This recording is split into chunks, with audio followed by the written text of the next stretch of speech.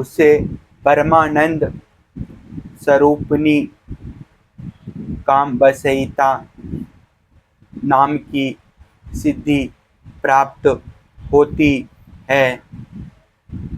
इसके मिलने पर उसकी सारी कामनाएं पूर्ण हो जाती है, समाप्त हो जाती है। प्रिय उद्धव, मेरा वह रूप जो श्वेत दीप का स्वामी है, अत्यंत शुद्ध और धर्ममय है। जो उसकी धारणा करता है वह भूख प्यास, जन्म मृत्यु और शोक मोह, इन 6 उर्मियों से मुक्त हो जाता है और उसे शुद्ध स्वरूप की प्राप्ति होती है। मैं ही समष्टि प्राण रूप आकाश आत्मा हूँ, जो मेरे इस स्वरूप में मन के द्वारा अनाहत नाद का चिंतन करता है, वह दूर श्रवण नाम की सिद्धि से संपन्न हो जाता है और आकाश में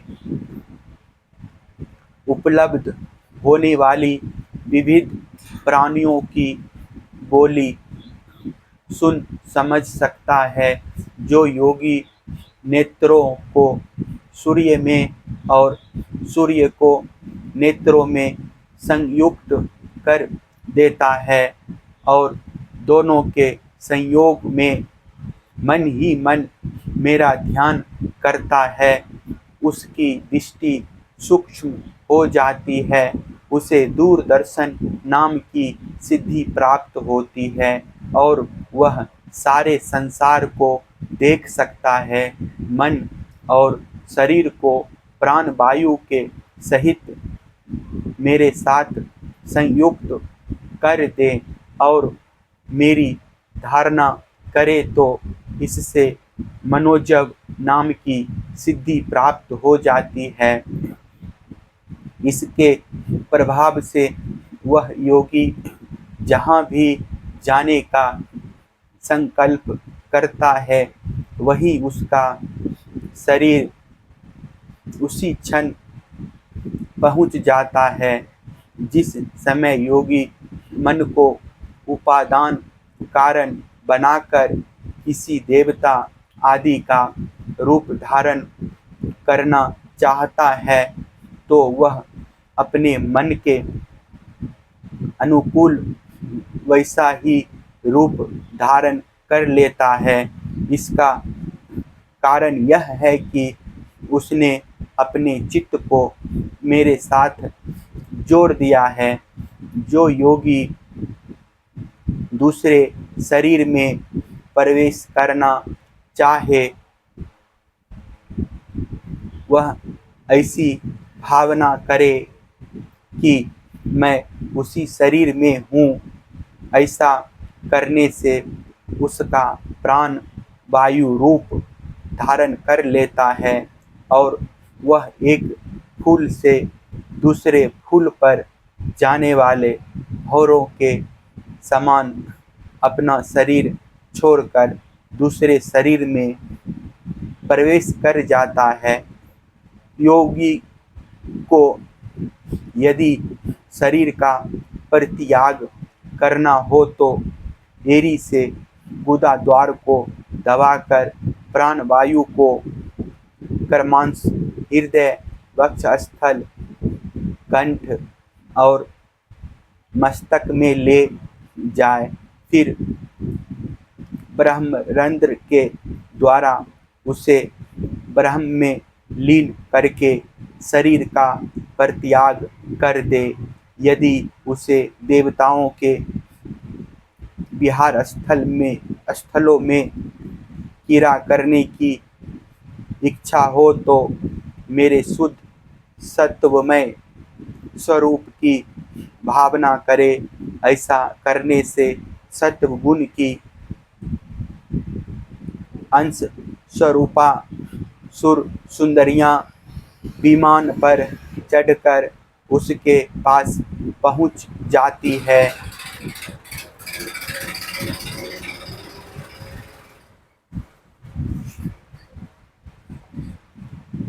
जिस पुरुष ने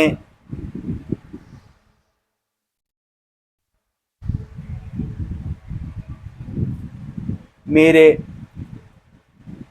सत्य संकल्प स्वरूप में अपना चित्त स्थिर कर दिया है, उसी के ध्यान में संलग्न है, वह अपने मन से जिस समय जैसा संकल्प करता है, उसी समय उसका वह संकल्प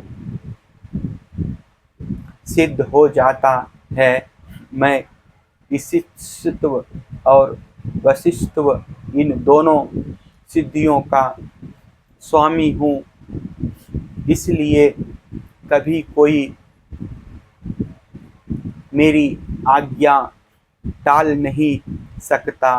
जो मेरे उस रूप का चिंतन करके उसी भाव से युक्त हो जाता है, मेरे समान उसकी आज्ञा को भी कोई टाल नहीं सकता। जिस योगी का चित्त मेरी धारणा करते करते मेरी भक्ति के प्रभाव से शुद्ध हो गया है, उसकी बुद्धि जन्म मृत्यु आदि अदृष्ट विषयों को भी जान लेती है, और तो क्या भूत भविष्य और वर्तमान की सभी बातें उसे मालूम हो जाती है। जैसे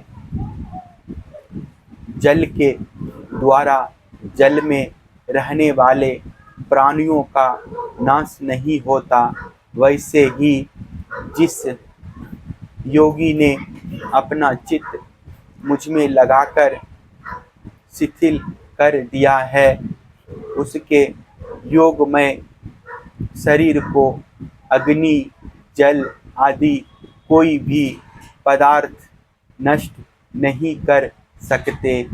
जो पुरुष श्रीवत्स आदि चिन्ह और शंख गदा चक्र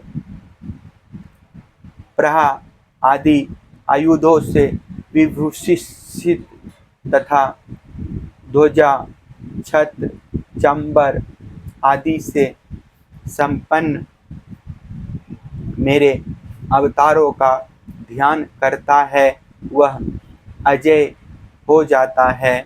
इस प्रकार जो विचारशील पुरुष मेरी उपासना करता है और योग धारणा के द्वारा मेरा चिंतन करता है, उसे वे सभी सिद्धियां पूर्णतः प्राप्त हो जाती है, जिनका वर्णन मैंने किया है। प्यारे उद्धव, जिसने अपने प्राण मन और इंद्रियों पर विजय प्राप्त कर ली है, जो संयमी है और मेरे ही स्वरूप की धारणा कर रहा है, उसके लिए ऐसी कोई भी सिद्धि नहीं जो दुर्लभ हो। उसे तो सभी सिद्धियां प्राप्त ही है, परंतु श्रेष्ठ पुरुष कहते हैं कि जो लोग भक्ति योग अथवा ज्ञान योग आदि उत्तम योगों का अभ्यास कर रहे हैं, जो मुझसे एक हो रहे हैं, उनके लिए इन सिद्धियों का प्राप्त होना एक विघ्न ही है, क्योंकि इनके कारण व्यर्थ ही उनके समय का दुरुपयोग होता है। जगत में जन्म औषधि तपस्या और मंत्र आदि के द्वारा जितनी सिद्धियां प्राप्त होती है, वे सभी योग के द्वारा मिल जाता है, परंतु योग की अंतिम सीमा मेरे सारूप्य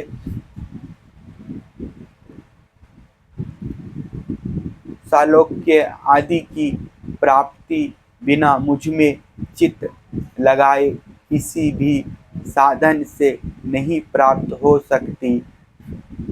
ब्रह्मवादियों ने बहुत से साधन बतलाए हैं, योग, सांख्य और धर्म आदि।